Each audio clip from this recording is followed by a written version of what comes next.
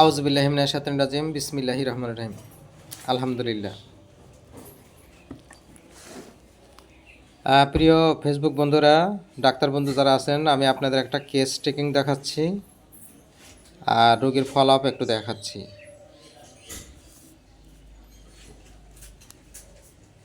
Mosammat Sabina Khatun, polypus, নাকের polypus, DNS, গলার ভিতরে ঘা, গলার ভিতরে ব্যথা, ঝাল ধরে, থুতনির নিচে ফুলে যায়, মাথা ব্যথা, ঠান্ডা। এই হলো তার লক্ষণ ছিল। রোগীর লক্ষণগুলা আমি আরেকবার বলছি। আপনার পলিপাস ছিল না?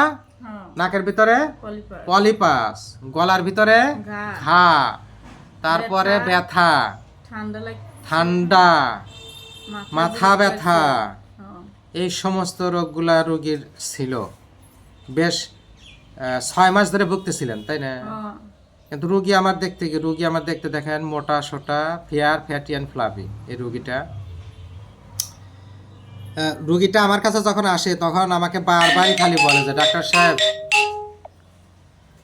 আমার এই গলার ব্যথা ভালো হবে তো, আমার গলার ভিতরে ঘা ভালো হবে তো, তাই বলেন না আপনি?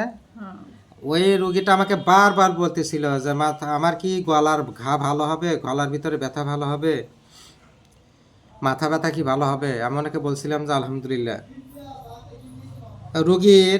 আমি যখন রুগী লিপি তৈরি করি, দেখেন আমি রুগী লিপি তৈরি করছি।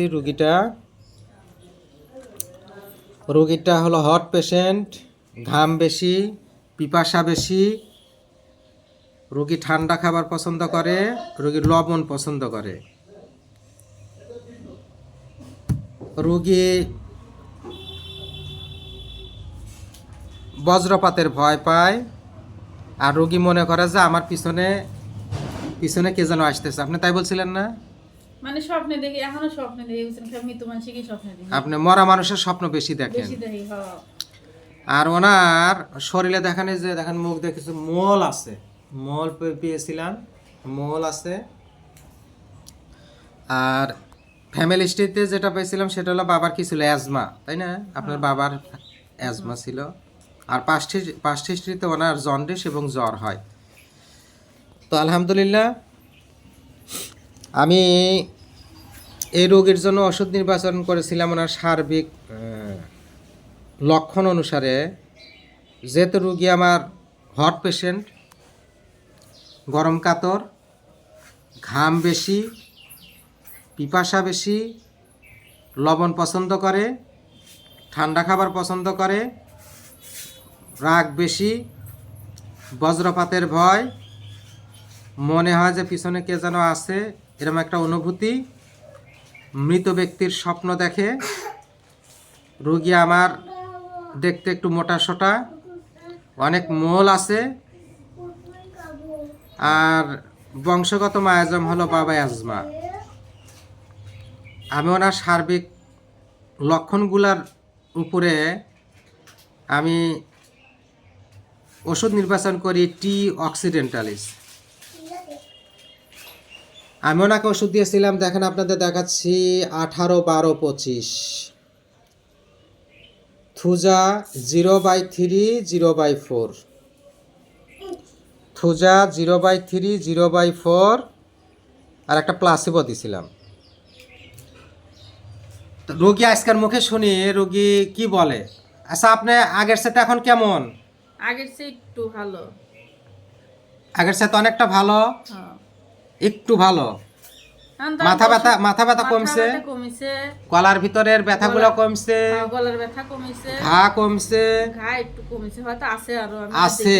একবার ওষুধ দিছি তো, কিন্তু আগের চাইতে তো আপনি অনেকটা ভালো। আলহামদুলিল্লাহ, আজকে হাসি খুশি। আর এর আগে যখন আসছিলেন, রোগী আমার কাছে খালি একই কথা, ডাক্তার সাহেব আমার কি ভালো হবো, আমি কি ভালো হবো, আমি কি ভালো হবো, তাই বলেন না আপনি? তাই বলছেন। আলহামদুলিল্লাহ, আমি ফোন দিছিলাম যে দেখেন ব্যথা কমতিছে না। আলহামদুলিল্লাহ, আল্লাহ পাক ওনাকে সুস্থতা দান করুক। আমার এই রোগী, আমি সেকেন্ড প্রেসক্রিপশন করতে যাচ্ছি। আজকের তারিখ 28/1/29, 29/1/26। টি অক্সিডেন্টালিস 0506 প্লাসিবো। আলহামদুলিল্লাহ, দোয়া চাই আল্লাহ পাক আমার এই বোন, আমার এই সামনে উপবিষ্ট রুগীটা যেন আলহামদুলিল্লাহ ভালো হয়ে যায়, সব দিক দিয়ে জানি ভালো হয়। এখন নিঃশ্বাস নিতে পারেন তো? হ্যাঁ এখন তো একটু নিঃশ্বাস নিতে পারেন। ঠান্ডাটা একটু কমছে না? ঠান্ডাও কমছে। ঠান্ডা একবার লাগছিল এর ভিতরে একবার লাগছিল, কিন্তু ঠান্ডা তো সবসময় লেগেই থাকতো। তাহলে এই 1.5 মাসের ভিতরে একবার ঠান্ডা লাগছে। একবার ঠান্ডা লাগছিল, তো অনেক কম। যেহেতু শীতের দিন এমনি মানুষের ঠান্ডা লেগে যায়, তাই থাকে না? তারপরে ঠান্ডা বেশিরভাগ কম। গরমের দিনে কিভাবে ঠান্ডা লাগে, এই যে ঘামি প্রচুর, ঘাম বেশি হয়। ঘামটা শরীরে বসে বেশি ঠান্ডা জি লাগে। জি জি, আলহামদুলিল্লাহ ঠিক হয়ে যাবেন। দোয়া করবেন আমার এই রোগীর জন্য, সবাই যেন এই রোগীটা অতি সত্বর জানিয়ে আরোগ্য লাভ করে। সবাইকে শুভেচ্ছা জানিয়ে আসসালামু আলাইকুম।